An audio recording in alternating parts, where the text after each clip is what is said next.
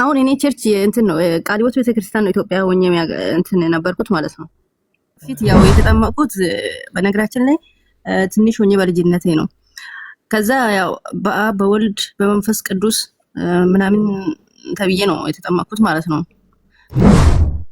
ያው እሱ ጋም ደግሞ ጥያቄ ስለሆነብኝ ነው። አሁን ለምሳሌ ያው መጠመቅ አለብን፣ እውነት ነው፣ በአንድ አምላክ ስም ነው። ግን እሱ ጋር ለምንድን ነው እኛ ስንጠመቅ በአንድ አምላክ ስም ያልተጠመቀ ነው? ጥያቄ ለኔም ጥያቄ ሆነብኛል።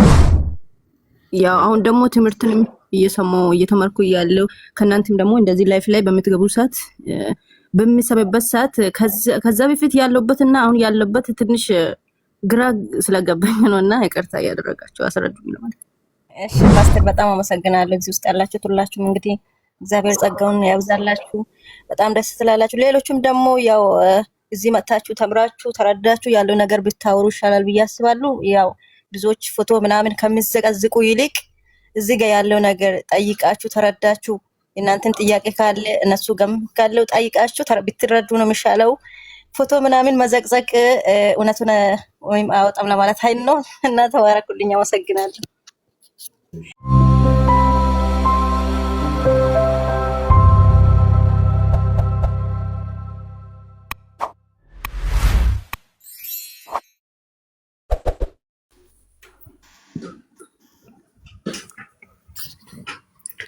ሰላም ፓስተር።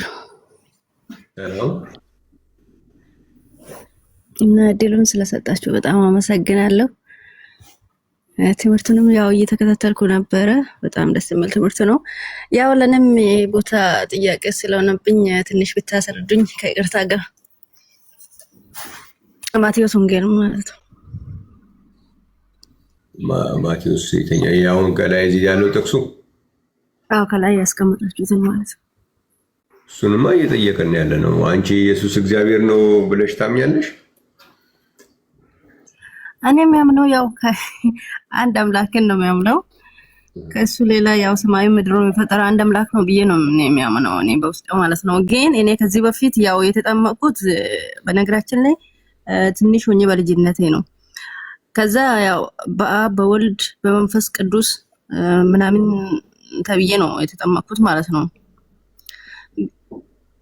ያው እሱ ጋም ደግሞ ጥያቄ ስለሆነብኝ ነው። አሁን ለምሳሌ ያው መጠመቅ አለብን፣ እውነት ነው፣ በአንድ አምላክ ስም ነው። ግን እሱ ጋር ለምንድን ነው እኛ ስንጠመቅ በአንድ አምላክ ስም ያልተጠመቀ ነው? ጥያቄ ለኔም ጥያቄ ሆነብኛል። እንደገና ደግሞ ይሄ ማቴዎስ ወንጌል ላይ አሁን ያለው እግዚአብሔር ላይ ወረደ ምናምን የሚባል ጥቅስም ደግሞ በውስጤ ጥያቄ ሆነብኛል ማለት ነው። ከይቅርታ ጋር ለኔም እሱን ብታስረዱኝ። ያው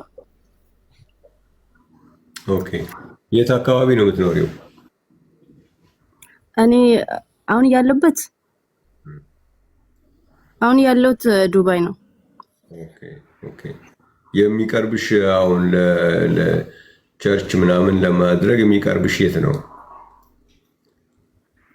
ያው ቸርች ጓደኞቼ ያለ ጠይቄ ከነሱ ጋር ሊሄድ ይችላል፣ እረፍት በሚወጣበት ሰዓት ማለት ነው እንጂ እስካሁን ሄደሽ አታውቂም? አሁን እኔ ቸርች እንትን ነው ቃሊዮት ቤተክርስቲያን ነው ኢትዮጵያ ሆኜ እንትን ነበርኩት ማለት ነው። ያው አሁን ደግሞ ትምህርትንም እየሰማው እየተመርኩ ያለው ከናንተም ደግሞ እንደዚህ ላይፍ ላይ በምትገቡ ሰዓት በሚሰበበት ሰዓት ከዛ በፊት ያለውበትና አሁን ያለበት ትንሽ ግራ ስለገባኝ ነውና ይቅርታ ያደረጋችሁ አስረዱኝ ለማለት። ኦኬ፣ ምንም ችግር የለውም። አንዳንድ ጥያቄዎችን እዚህ ላይ ግልጽ አደርግልሻለሁ። ግን የበለጠ ደግሞ እዛ ዱባይ አካባቢ የሚኖሩ አገልጋዮች ደግሞ ስላሉ ከነሱ ጋራም የበለጠ ተገናኝተሽ መነጋገር ትችያለሽ። ያ ጥሩ ነው የሚሆነው ብዙ ምክንያቱም አሁን እንደዚህ ከዚህ እንደተነጋገርሽ ያው የሚሰሙ ሰዎች ከዛ በግል በፕራይቬት በምናምን እየመጡ ሊረብሹሽ ይችላሉ። እዚህ መተው መነጋገር አይችሉም። ግን በውስጥ መተው አንቺን አይ ስህተት ውስጥ አትግቢ ወይ ምናምን የተለያዩ እየተናገሩ ሊረብሹሽ ይችላሉ። አንቺ ግን የነበርሽበት ከነበረ ታውቂዋለሽ እና ምንድነው ማቴዎስ ወንጌል ምዕራፍ 3 ላይ ይሄ የአብ ወልድ መንፈስ ቅዱስን ሶስት የተለያዩ አካላት የማድረግ አስተምህሮ የሚያመጣው ችግር ነው። አሁን ቅድም ያልኩ አሁን ሶስቱ በአካል የተለያዩ ናቸው ይባላል። ኦኬ እንደሱ ከሆነ እየተጠመቀ ያለው እዛ ጋር ያለው እግዚአብሔር ነው ይላሉ። እንደገና ደግሞ እየወረደበት ያለው መንፈስ ቅዱስም እግዚአብሔር ነው ካሉ እግዚአብሔር ላይ ለምንድን ነው የሚወርደው የሚል ጥያቄ ያመጣል። ቆይተሽ ከሆነ አንድ ሁለት ሰዎችን ጠይቂያቸዋለሁ። ምንም መልስ የሚሰጡት ነገር የላቸውም። አዎ እየሰሙ ነው ከመጀመሪያው። ከዛ በኋላ ወረደ ብቻ ሳይሆን ደግሞ በእርሱም ላይ ሲኖር አየ ይላል። ስለዚህ ይሄ የሚያየውም እግዚአብሔር ነው። እንደገና ደግሞ የሚመጣውም ደግሞ እግዚአብሔርን እንዴት ነው አየ? ምንድን ነው? ከዛ ደግሞ መልሰው ይሄ የሚያይ እግዚአብሔር እዚህ ጋር እያለ የሚታየው እግዚአብሔር ደግሞ እየመጣ ነው እያሉ ስንት እግዚአብሔር ነው? እኛ ሁለት ነው አንልም። እኛ ሰዎች የውሸት እኛን ሲጠፉ ሁለት እግዚአብሔር ሶስት እግዚአብሔር የምንል ያደርጉናል እንጂ እኛ እንደሱ አንልም። ወደ ተግባራዊ አመለካከታቸውና አስተምሯቸው ስንመጣ ደግሞ እንደዚህ ደግሞ ይሉናል ማለት ነው። እና መጽሐፍ ቅዱስ የሚነግረን ምንድን ነው? ይሄ እየተጠመቀ ያለ ማይክሽን እንትን በይል እንትን እያደረገ ነው። ኦኬ ይሰማል። መጽሐፍ ቅዱስ ምንድን ነው የሚለው እዛው ቦታ ላይ ሲናገር ስለሚጠመቀው እየተጠመቀ ስላለው ሲነግረን ይህ የምወደው ልጄ ነው ይላል። ይህ የምወደው ልጄ ነው ይላል። ስለዚህ ይህ ብሎ የሚያሳየው ምንድን ነው? እየተጠመቀ ያለውን አካል ነው። ያ እየተጠመቀ ያለው አካል የእግዚአብሔር ልጅ ነው የሚባለው። እዛ ላይ ነው መንፈስ ቅዱስ የሚወርድ ያለው እንጂ እግዚአብሔር ላይ ይሄኛውም እግዚአብሔር ነው ደግሞ ከላይ የሚመጣም እግዚአብሔር። የእግዚአብሔር መንፈስ እግዚአብሔር የሚባለው የእግዚአብሔር የሆኑ ከእግዚአብሔር የሚወጡ ለምሳሌ የእግዚአብሔር ክብር እግዚአብሔር ይባላል። የእግዚአብሔር ቃል እግዚአብሔር ይባላል በመጽሐፍ ቅዱስ ውስጥ። የእግዚአብሔር ምክርም እግዚአብሔር ተብሎ ሊገለጽ ይችላል በመጽሐፍ ቅዱስ ውስጥ። ግን ሌላኛው አካል ማለት አይደለም። ለምሳሌ አንዳንድ ጥቅሶችን ባሳይሽ፣ ምሳሌ የእግዚአብሔር ክብርና እግዚአብሔር የሚለው ቃል አብሮ ይመጣል በመጽሐፍ ቅዱስ ውስጥ። የእግዚአብሔር የሚባልን ነገር ሌላ አካል መስጠት ትክክል አይደለም። መጽሐፍ ቅዱስ ይዘሻል? ምናልባት አንቺ ጋር መጽሐፍ ቅዱስ ከልጆች ጋር ትንሽ ስለተኛው መክፈት አልችልም። ማብራቱን አጥፍተን ለዛ ነው ይቅርታ። ኦኬ ኦልራይት። ስለዚህ በሌላ ጊዜ ልናየው እንችላለን። ለዛሬ ግን እኔ ላንብብልሽ። ኦኬ ኢሳይያስ መጽሐፍ ላይ ምዕራፍ 11 ኢሳይያስ ላይ ይችን አንድ ነገር ላንሳልሽና ከዛ በኋላ ምናልባት ገስቱን ከፍቼው ሌሎች እዛ አንቺ አቅራቢያ ካሉ ሰዎች ጋር እንድትገናኝ ያደርጋለሁ። በሌላ ጊዜም ደግሞ ከኔ ጋራ በውስጥ መስመር በሰፊው ልንናገር እንችላለን። ያው ሌሎች ሰዎችን ማስተናገድ ስለሚያስፈልግ ኢሳይያስ መጽሐፍ ምዕራፍ 11 ቁጥር 9 ላይ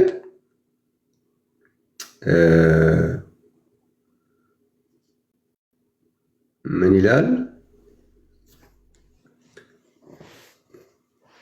አንድ ጊዜ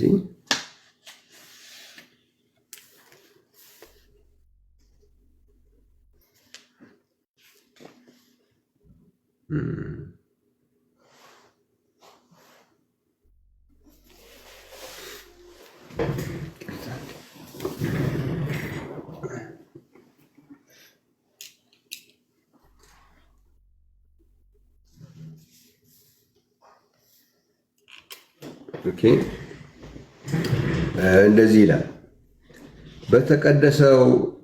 በተቀደሰው ተራራዬ ሁሉ ላይ አይጎዱም አያጠፉምም።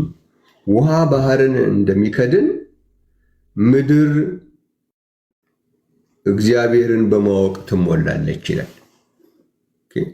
ምድር ማንን በማወቅ ትሞላለች ይላል? እግዚአብሔርን በማወቅ ትሞላለች። ዕንባቆም መጽሐፍ ምዕራፍ 2 ቁጥር 14 ላይ ደግሞ ስታነቢ ምድር የእግዚአብሔርን ክብር በማወቅ ትሞላለች። አሁን እዚህ ላይ የእግዚአብሔር ክብር እግዚአብሔር የሚለውን ቦታ ተክቶ ይገባል ማለት ነው። እዚህ የእግዚአብሔር ክብር እግዚአብሔር ተብሎ ሊጠራ ይችላል። የእግዚአብሔር መንፈስ እግዚአብሔር ተብሎ የእግዚአብሔር መንፈስና እንኳን የእግዚአብሔር መንፈስ ቀርቶ አሁን መጽሐፍ ቅዱስ የዲያብሎስ መንፈስ ይላል፣ የርኩስ መንፈስ ይላል። የዲያብሎስ መንፈስና ዲያብሎስ የተለያየ አካል አይደለም። ራሱ ዲያብሎስ ኢንአክሽን ማለት ነው የዲያብሎስ መንፈስ ማለት እንጂ ዲያብሎስ ሌላ አካል፣ የዲያብሎስ መንፈስ ደግሞ ሌላ አካል አይደለም። ስለዚህ እግዚአብሔር ሌላ አካል፣ የእግዚአብሔር መንፈስ ደግሞ ሌላ አካል። ራሱ እግዚአብሔር ኢንአክሽን ማለት ነው የእግዚአብሔር መንፈስ እንጂ እግዚአብሔር ሌላ አካል ነው ደግሞ የእግዚአብሔር መንፈስ ደግሞ ሌላ አካል ሊባል አይቻልም። ዲያብሎስ ላይ እንኳን የማያደርጉትን ነው እግዚአብሔር ላይ የሚያደርጉት። እስኪ ዲያብሎስና የዲያብሎስ መንፈስ ይለያያሉ ወይ ብለሽ ብትጠይቂያቸው አይለያዩም። ምንድነው ዲያብሎስ? ምንድነው የዲያብሎስ መንፈስ? እግዚአብሔር ላይ ሲመጣ ግን ያው የሰዎች ነው ብዬ አልልሽም። እኔ ግን ያው ዲያብሎስ ለእግዚአብሔር የእግዚአብሔር ነገር እንዲታወቅ በክብሩ እግዚአብሔር እንዳይመለክ ስለሚፈልግ እግዚአብሔርን የመከፋፈል ስራ፣ በአካል የመከፋፈል ስራ በሰፊው ይሰራል። እግዚአብሔር ደግሞ ለሰዎች ማስተዋል እንዲሰጥ እንጸልያለን። አንፈርድም፣ ግን ልክ አይደለም። ስለዚህ ያ የሚጠመቀው አካል የሚታይ የሚዳሰስ የሚጨበጥ አካል ነው። የአብ ደግሞ የምንለው በሁሉ ቦታ የሚገኝ ነው፣ በወልድም የሚኖር ነው። አሁን ስትጸልይ ምናልባት ጸሎት ታስታውሺ ከሆነ ምን ብለህ በሰማያት የምትኖር አባታችን ሆይ ብለን የምንጸልየው በትክክል ነው። ለምንድን ነው በሰማያት የምንለው? በሁሉ ቦታ የሚኖር ማለት ነው። በሁሉ ቦታ የሚኖር ነው አብ ስንል ደግሞ በወልድ ውስጥ ደግሞ የሌለ አይደለም። በዮሐንስ ወንጌል ምዕራፍ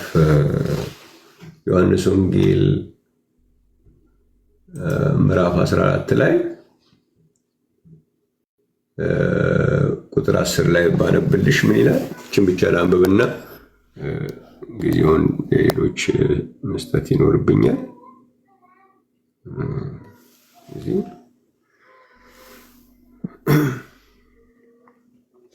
ላይ ምን ይላል? ኢየሱስም አለው አንተ ፊልጶስ ይህን ያክል ዘመን ከእናንተ ጋር ስኖር አታውቅምን? እኔን ያየ አብን አይቷል። እንዴትስ አንተ አብን አሳየን ትላለህ? እኔ በአብ እንዳለሁ አብን በእኔ እንዳለ አታምንም? እኔ የምነግራችሁን ቃል ከራሴ አልናገረውም፣ ነገር ግን በእኔ የሚኖረው ማን ይላል? እዚህ ጋር በእኔ የሚኖረው ማን ነው የሚለው? ጸጋ አብ ነው። ስለዚህ አብ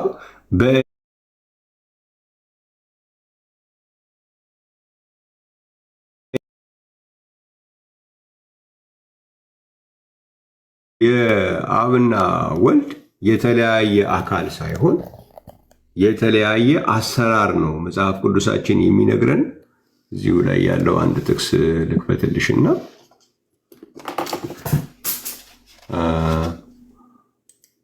አንደኛ ቆሮንቶስ ምዕራፍ 12 እዚህ ላይ ምን ይላል መሰለሽ?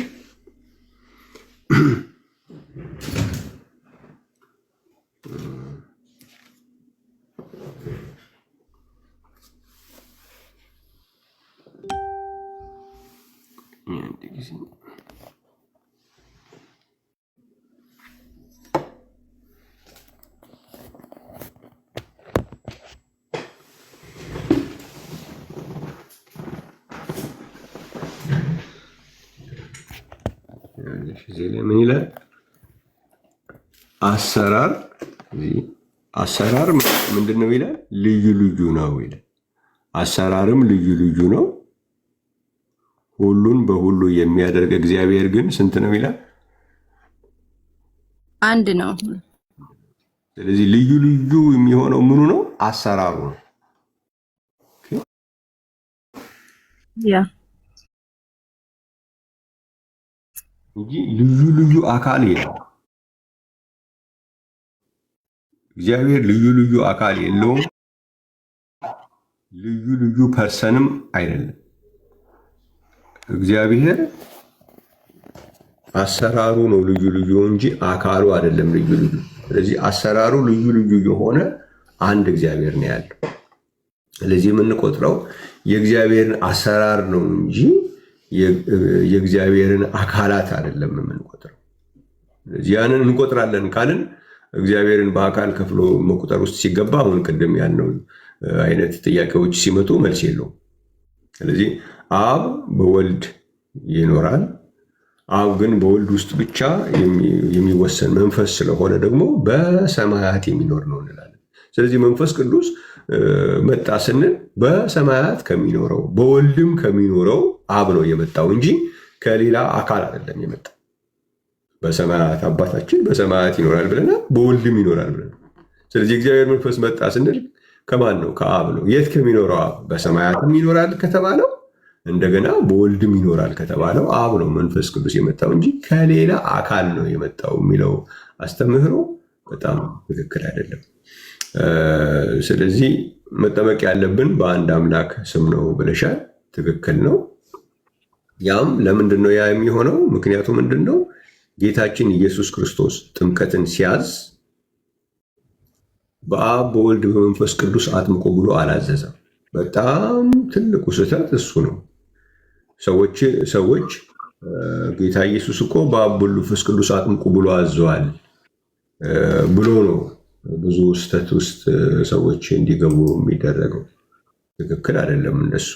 ለምሳሌ ምን ማለት ነው? እዚህ አንድ ጥቅስ ባወጣልሽ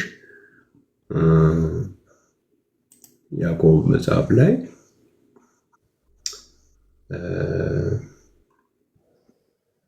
እንደዚህ ይላል። እንደዚህ ላዙሮ እንግዲህ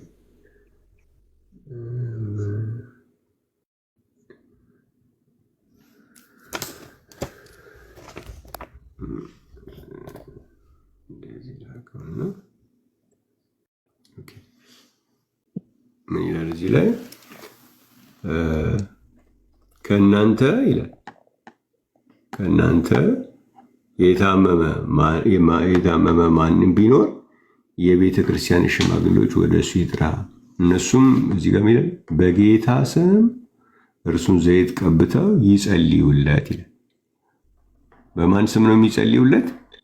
በጌታ ስም። እንዴት ነው በጌታ ስም የሚጸልዩ? በጌታ ጸልዩለት አይደለም ያለው፣ በጌታ ስም። ማን ነው ያ የጌታ ስም?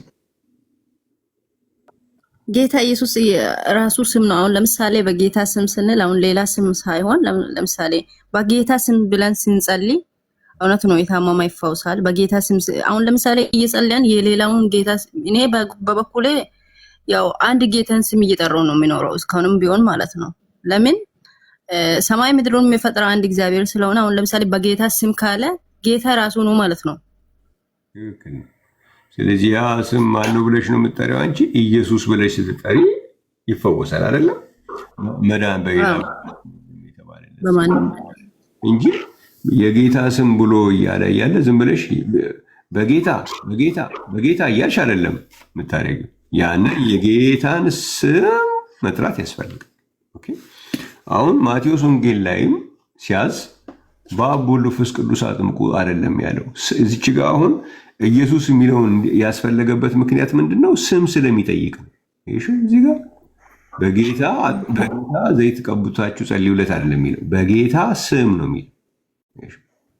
ስለዚህ ስም ከጠየቀ የግዴታ ያ ኢየሱስ የሚባለው ስም ያስፈልጋል ማለት ነው። አሁን ለምሳሌ እኔ አንቺን አባት ብዬ ብልሽ አባት ብለሽ ትያለሽ። የአባት ስም ካልኩሽስ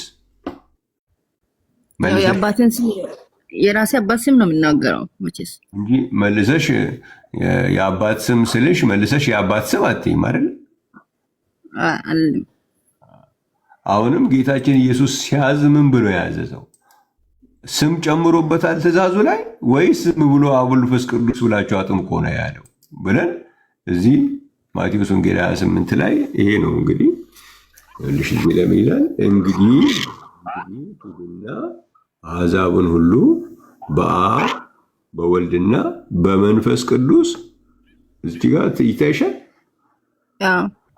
የማይልም ይላል እንጂ በአብ በወልድ በመንፈስ ቅዱስ እያጠመቃችሁ አይደለም ያለው። በአብ በወልድ በመንፈስ ቅዱስ ስም እየጠየቀ ነው። ኦኬ። ስለዚህ ይሄ ስም ማን ነው ብሎ ነው እንጂ ሰው የሚጠመቀው ዝም ብሎ መልሶ በአብ በወልድ በመንፈስ ቅዱስ እያለ በአብ በወልድ በመንፈስ ቅዱስ እያለን የምናጠምቀው እቺ ስም ባትኖር ነው። እንደዚህ ስም ባለበት አሁን ለምሳሌ የኢየሱስ ስም ነው እዚህ ጋር መጠራት አለበት አይደል? ኤግዛክትሊ በጣም ትክክል። ይህን ባይል ኖሮ ግን እንደዚህ ባይሆን ኖሮ በአብ በወልድ በመንፈስ ቅዱስ እያጠመቃችሁ ቢል ኖሮ በቃ በአብ በወልድ በመንፈስ ቅዱስ እያለ ሰው ይጠመቃል። በአብ በወልድ በመንፈስ ቅዱስ ስም ካለ ግን የግዴታ ስሙን መምጣት አለብን። እኔ አሁን ቅድም እንዳልሽው ነው የአባትሽን ስም ከጠየቅኩኝ አባት በይ ካልኩሽ አባት ትያለሽ።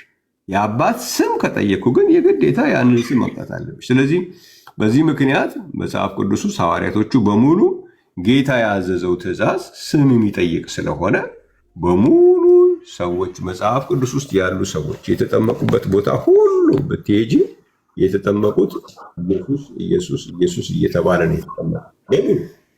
አንድ በአንድ ላሳይሽ። አንድም ቦታ ላይ አብ ወልድ መንፈስ ቅዱስ ተብሎ የተጠመቀ ሰው መጽሐፍ ቅዱስ ውስጥ የለም። ለምንድን ነው ያ የሌለው? ትእዛዙ አብ ወልድ መንፈስ ቅዱስ ሳይሆን የሚለው በአብ ወልድ መንፈስ ቅዱስ ስም ነው የሚለው።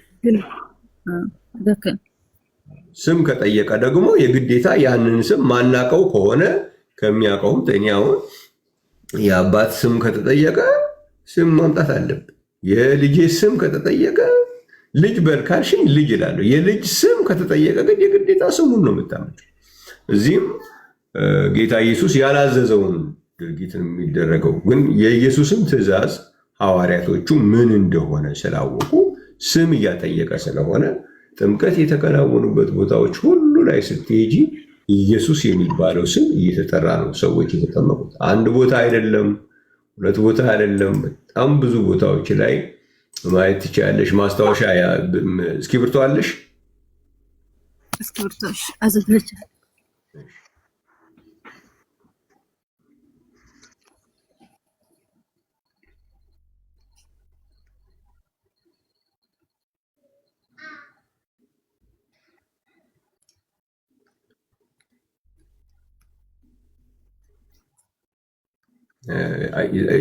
ያሽ እስክሪብቶ ይዣለሁ። ሐዋርያት ሥራ 2:38 ላይ 2:38 እዛም ኢየሱስ ብለው እንደተጠመቁ ታያለሽ። ሐዋርያት ሥራ 8:16 እዛ ጋም ኢየሱስ ብለው ታያለሽ። ሐዋርያት ሥራ 10:48 እዛም ኢየሱስ ብለው እንደተጠመቁ ታያለሽ። ሐዋርያት ሥራ 19:5 እዛም ኢየሱስ ብለው እንደተጠመቁ ታያለሽ። ደግሞ በተጨማሪ ቆላሲያስ ምዕራፍ 3:17 ደግሞ ብታዩ ደግሞ በቃል ቆላሲያስ ምዕራፍ 3:17 ደግሞ በቃል ቢሆን ወይም በሥራ የምታደርጉትን ሁሉ በጌታ በኢየሱስ ስም አድርጉት ተብሎ ተጽፏል። ስለዚህ ትክክለኛዋን ጥምቀት መጽሐፍ ቅዱስ የሚያወራውን ጥምቀት መጠመቅ የፈለገ ሰው በጌታ በኢየሱስ ስም መጠመቅ አለበት። በጌታ በኢየሱስ ስም ካልተጠመቀ ኢየሱስ እንድንጠመቅ ያዘዘውን ጥምቀት ሰው አልተጠመቀም ማለት ነው። ያንን ኢየሱስ ያዘዘውን ጥምቀት ደግሞ ካልተጠመቅን በዛ ኢየሱስ ባዘዘው ጥምቀት ውስጥ ያለውን በረከት አናገኝ። ኢየሱስ በዛ ጥምቀት ውስጥ ሞቱን መተባበር አለ፣ ቀብሩን መተባበር አለ፣ ትንሣኤውን መተባበር አለ። ደቀ መዝሙር እያጠመቃችኋቸው ደቀ መዛሙርቴ አድርጓቸው ነው የሚለው። የኢየሱስ ደቀ መዛሙርት እንኳን የምንባለው ኢየሱስ ባዘዘው በትክክለኛው ጥምቀት ስንጠመቅ። ስለዚህ አንድ የሆነ ቤተክርስቲያን አንድ የሆነ የሃይማኖት አባል ለመሆን ሳይሆን የኢየሱስ ደቀ መዝሙር ለመሆን ኢየሱስ ባዘዘው ጥምቀት መጠመቅ አለብሽ። ሞቱን ለመተባበር፣ ቀብሩን ለመተባበር፣ ትንሣኤውን ለመተባበር በዚህ ኢየሱስ ባዘዘው ጥምቀት መጠመቅ አለብሽ። ስለዚህ በጌታ በኢየሱስ ስም ተጠምቀሽ ሞቱን፣ ቀብሩን፣ ትንሣኤውን ተባብረሽ ክርስቶስን ለብሰሽ ለሰማያዊ መንግስት የተዘጋጀሽ የሆነ አንድ ቤተ እምነት ምን የሚባል ቤተ እምነት ውስጥ ለሰማያዊ መንግስት የተዘጋጀሽ እንድትሆኝ በጌታ በኢየሱስ ስም የመጠመቅን እድል ተጠቀሚበት ለማለት ነው የምፈልገው። እዚህ ላይ ምናልባት የበለጠ ደግሞ የተማርሽ እንድትሄጂ ጥያቄዎችም እንድትጠይቂ ዱባይ አካባቢ ወንድሞች እና እህቶች ጋራ ለማገናኘት ሞክራለሁ። እስቲ ቆይኛ አንድ ጊዜ እንትን ላድርግና ገስት ላይ እስኪ አንድ ዱባይ አካባቢ ያላችሁ ወንድሞች መካከል አንድ ሰው ሳሚ አለ? አንድ ሰው ከዱባይ አካባቢ እንትን በሉልኝ፣ ገስት ገባልኝ። ምንድን ነው የሚባለው? ያ ገስት ጠይቀኝ፣ ሪኩዌስት አድርግ። ዱባይ አካባቢ ያላችሁ ሳሚ ወይም አንድ ሰው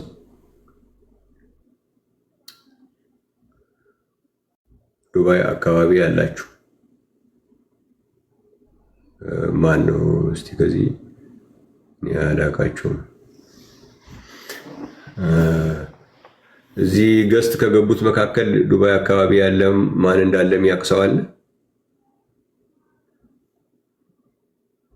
ኦኬ በቃ ለእኔ ጻፊልኝና እኔ አላወኳቸውም እዚህ ያሉትን። እሺ ችግር የለውም። እኔ በውስጥ መስመር ኦኬ። ቆይ አንድ ሰው መጥቶልኛል መሰለኝ። ቆይ እስኪ ይሄ ወንድም እስኪ ላስገባውና ኦኬ ሰው መጣ መስሎኛል። ደራ ኦኬ ጉድ ኦኬ ኦኬ። ሰላም ቤኬ። ሰላም ሰላም። ኢየሱስ ይመስገን። አሜን። እስኪ እችን ፎሎ አድርጋት፣ ኮንታክት አድርጋትና። እሺ ፎሎ አድርጌሻለሁ። ጸጋልኝ የደሙ ፍሬ። እኔ ዱባይ ነኝ። ቸርች ያለው ሻርጃ ነው። ዱባይ የት አካባቢ ነሽ? እኔ ያለሁት አቡዳቢ ነው። ኦኬ አቡዳቢ ማለት ቸርች አቡዳቢ ማለት። እናንተ ኮኔክት አድርጎና በቃ አሁን ከደራ ውጪ ሌላ ሰው ብዙ ሰው እየመጣ ሊረብሽሽ ይችላል እና ከሱ ውጪ ሌላ ሰው አታናግሪ። አንዳንዶቹ ጥሩ ሰዎችም በብዙ አይነት መንገድም ሰዎች ስለሚመጡ እንዳይረብሹሽ ደራን በቃ ፎሎ አድርጊውና አንተም ማርጋት በውስጥ። እሺ ፓስተር። እሺ ደራ አንተን አርጋት፣ ፎሎ አርጋትና በውስጥ ጻፍላት። ኦኬ አይ ብዬሻለሁ። ፎሎ አትመልሽ። እሺ ጥያቄዎችሽን ሁሉ እሱ የሚመልስልሻል። ከዛ ያለፉ ነገሮች ካሉ ከኔ ጋር መነጋገር እንችላለን። እንኳን እግዚአብሔር ረዳሽ፣ በርቺ፣ ወደፊት ነው። ከዚህ ጠንክሪ ነው የምልሽ። እንግዲህ መንገዱን አግኝተሽዋል። እሺ ፓስተር በጣም አመሰግናለሁ። እዚህ ውስጥ ያላችሁት ሁላችሁም እንግዲህ እግዚአብሔር ጸጋውን ያብዛላችሁ። በጣም ደስ ትላላችሁ። ሌሎችም ደግሞ ያው እዚህ መጥታችሁ ተምራችሁ ተረዳችሁ ያለው ነገር ብታወሩ ይሻላል ብዬ አስባለሁ። ያው ብዙዎች ፎቶ ምናምን ከሚዘቀዝቁ ይልቅ እዚህ ጋር ያለው ነገር ጠይቃችሁ ተረዳችሁ። እናንተን ጥያቄ ካለ እነሱ ጋም ካለው ጠይቃችሁ ብትረዱ ነው የሚሻለው። ፎቶ ምናምን መዘቅዘቅ እውነቱን ወይም አያወጣም ለማለት ኃይል ነው እና ተባረኩልኝ። አመሰግናለሁ። እሺ ሰላም ቆየኝ መቤት